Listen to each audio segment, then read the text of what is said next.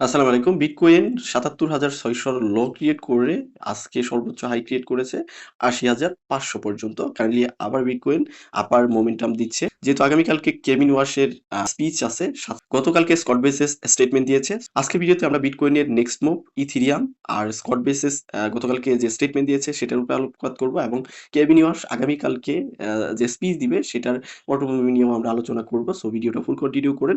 আশা করি interesting video হতে যাচ্ছে, কারণ কিছু না কিছু ইনফরমেশন আপনি এখান থেকে গেইন করতে পারবেন। যেহেতু আগামীকালকে বাংলাদেশ টাইম 6:30টার দিকে, যদিও টাইমের আপ ডাউন হতে পারে, আমি আমার টেলিগ্রামে আপনাদের আপডেট করে দিব। সো টেলিগ্রামে আপনি জয়েন থাকবেন, ভিডিও ডেসক্রিপশনে লিঙ্ক দেওয়া থাকবে, ওইখানে আপনি সব আপডেট পেয়ে যাবেন এবং কখন শুরু হচ্ছে, কি কি স্টেটমেন্ট আসলো সবগুলো ওইখানে পেয়ে যাবেন। ফার্স্ট আমরা স্কট বেসিসের গতকালকে স্টেটমেন্ট নিয়ে কথা বলবো। গতকাল স্কট বেসিস স্টেটমেন্ট দিয়েছে, যেহেতু ইউএস এবং ইরানের মধ্যে অনেক দিন যাবত যুদ্ধ চলতেছে, এটা কিন্তু ওয়ার্ল্ড ইকোনমিতে অনেক প্রভাব ফেলছে এবং অনেক আপস এন্ড ডাউন হয়েছে। আপনি সব মার্কেটের উপরেই দেখবেন যে আপস এন্ড ডাউন হয়েছে। গতকালকে একদম ডিরেক্টলি ইউএসএ থেকে থ্রেট করা হয়েছে যে তারা ইরানের উপরে স্যাংশন লাগাচ্ছে এবং সব ধরনের স্যাংশন লাগাবে ইরানের উপরে, যেরকমটা উত্তর কোরিয়ার উপরে আর কি লাগানো আছে, ওই টাইপের স্যাংশন তারা লাগাবে। যেহেতু ডলারই কিন্তু একমাত্র যে ওয়ার্ল্ড মার্কেটে আপনি ট্রেড করতে পারবেন, অবাধে ট্রেড করতে পারবেন, এরকম প্রায়োরিটি ডলারকেই দেওয়া হয়েছে। So আপনি চাইলেও অন্য কোনো কারেন্সিতে ট্রেড ইনিশিয়েট করতে পারবেন না বা কারোর সঙ্গে লেনদেন করতে পারবেন না। হয়তো কিছু কান্ট্রিতে আপনি করতে পারবেন, কিন্তু সব কান্ট্রিতে আপনি ডলারের বাইরে গিয়ে করতে পারবেন। তো স্কট বেসিস গতকালকে স্টেটমেন্টে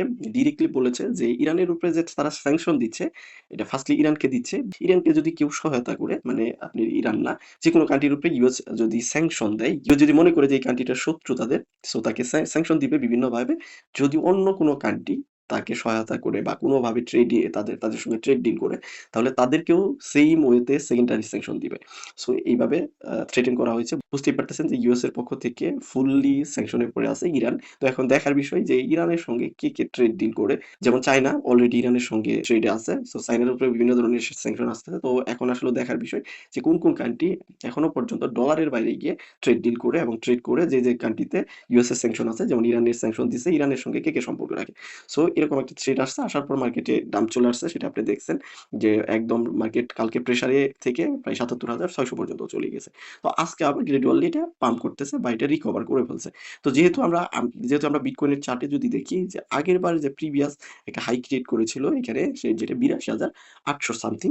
সো মার্কেট এখন যে পাম্পটা দিয়েছে একদম কন্টিনিউয়াস পাম্প করে আমরা সর্বোচ্চ দেখেছি ৮০,২০০-৩০০ পর্যন্ত মার্কেট পাম্প করেছে। বাট আগের বারের যে হাই আছে সেটাকে কিন্তু এখনো ব্রেক করতে পারে। এখানে যে ৮১,২০০ পর্যন্ত হাই ক্রিয়েট করে নিচের দিকে রিট্রেসমেন্টে চলে আসে, বাট আগের হাই এখনো পর্যন্ত ব্রেক করতে পারেনি। তবে আমি আমার টেলিগ্রামে আপনাদের কিন্তু একটা স্টেটমেন্ট, আমার জাস্ট পার্সোনাল ওপিনিয়ন দিয়েছি যে যতক্ষণ পর্যন্ত না বিটকয়েন আগের হাইকে মানে ব্রেক না করবে, মানে আগের হাইটা যতক্ষণ এটাকে ক্রস না করে আরেকটা নতুন হাই ক্রিয়েট করবে, ততক্ষণ আমি আপাতত বিটকয়েনে ডাউন মোমেন্টাম দেখতেছি না।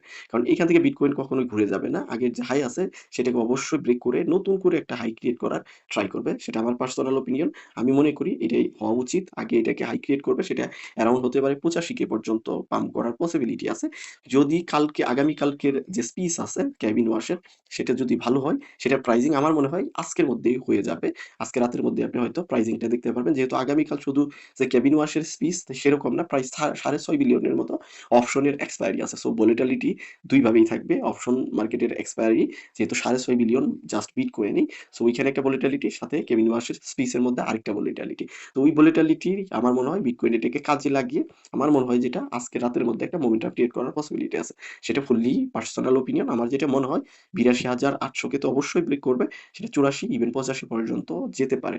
অবশ্যই এটা আমার পার্সোনাল ওপিনিয়ন। কেউ যদি এখানে আপনি ট্রেড প্ল্যান করেন বা কোনো কিছুতে যান, তাহলে অবশ্যই নিজে ডিউ ডিলিজেন্স করে করবেন। আমার মনে হয় না আজকে মানে ডাউন মোমেন্টাম আসার পসিবিলিটি আসে। যদিও আসে তাহলে আমরা সেটাকে ৭৮K পর্যন্ত দেখবো এবং উপরে যদি আপার লেভেল দেখি, তাহলে আমরা অবশ্যই এখানেই দেখতে পারতেছেন আপনি ৮০K ব্রেক করেছে এবং একটু আগেই ৮০,৫০০ পর্যন্ত চলে গিয়েছিল। আমার মনে হয় এবার আরেকটু ব্রেক করবে এবং ৮১,০০০ ক্রস করার পসিবিলিটি আছে। দেন ৮১,০০০ এর পরে এটা ৮২,০০০, দেন ৮২,০০০ ক্রস করে আপার মোমেন্টামে যাওয়ার পসিবিলিটি আছে।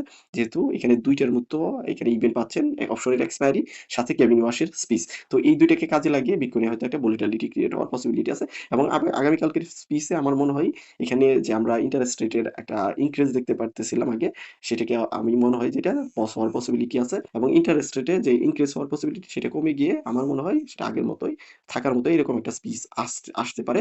সো সেটা আসলে আগামী দিনই বোঝা যাবে এবং আমি আমার টেলিগ্রামে সেটা নিয়ে আপডেট দিব। এই ছিল বিটকয়েন নিয়ে আপডেট এবং ইথিরিয়াম ইথেরিয়ামেও যদি আমরা লক্ষ্য করি, ইথেরিয়াম গুড পারফর্ম করতেছে। বিটকয়েনের তুলনায়ও ভালো পারফর্ম করেছে। বিটকয়েন যখন ৮০,৫০০ তে চলে গিয়েছিল, ইথেরিয়াম সর্বোচ্চ রেজিস্ট্যান্স এখানে ক্রিয়েট করেছে ২৫৬৬ পর্যন্ত। আমার যেটা মনে হয় যে ২৫০০ যে লেভেল আছে, এটাকে ইথেরিয়াম সুন্দর করে ধরে আছে এবং আজকের মধ্যেই ২৫০০ লেভেলটাকে আমার মনে হয় ক্রস করে ২৬০০ তে পৌঁছানোর পসিবিলিটি আমি দেখতেছি ইথেরিয়ামে। তবে আপনি কি মনে করেন সেটা অবশ্যই জানাবেন। আমরা 4 আওয়ারে যদি লক্ষ্য করি, ইথেরিয়াম এখান থেকে যদি আপনি এটা দেখেন যে ২৪৮০ র নিচে কিন্তু যায়নি। এটাকে সাপোর্ট হিসেবে ধরে রাখছে এবং যেহেতু নতুন করে একটা রেজিস্ট্যান্স এখানে ক্রিয়েট করেছে, সেটা ২৫৬৬ যখন আবার উপরের দিকে উঠবে, এটাকে অবশ্যই ব্রেক করে আমার মনে হয় ২৬০০ তে টাচ করার পসিবিলিটি আছে।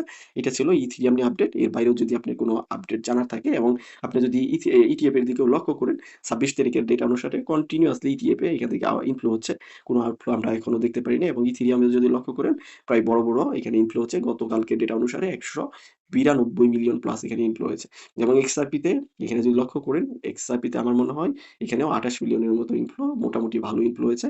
সোলোনাতে ভালো একটা ইনফ্লো এসেছে, প্রায় ১০ মিলিয়ন, 9.14 মিলিয়নের মতো এবং সোলোনা 100 এর যে রেজিস্ট্যান্স, ওইটাকে ব্রেক করে $১০০ পৌঁছে গেছে। আমার মনে হয় সোলোনা হয়তো $১১২ টু $১০ পর্যন্ত পৌঁছানোর পসিবিলিটি আছে এবং হাইপার লিকুইড এটাকে ডোনাল্ড ট্রাম্প অলরেডি ট্রেন্ডিং এ নিয়ে আসছে। সেটা 14.71 মিলিয়নের মতো ইনফ্লো হয়েছে এবং হাইপার লিকুইড এখন ৮০ প্লাস আছে। এই ছিল মার্কেট নিয়ে মোটামুটি অপিনিয়ন। ইভেন বিভিন্ন কল পেতে আমাদের টেলিগ্রামে আপনি জয়েন থাকতে পারেন। এখানে আমরা খুব কম কল দিলেও যেগুলো দেই মোটামুটি মানে গেইন করার পসিবিলিটি থাকে এবং বিভিন্ন আপডেট গুলো এখানে দিয়ে থাকি। তো ভিডিওটা এতটুকুই। দেখা হবে নেক্সট ভিডিওতে। সে পর্যন্ত আপনার সাথে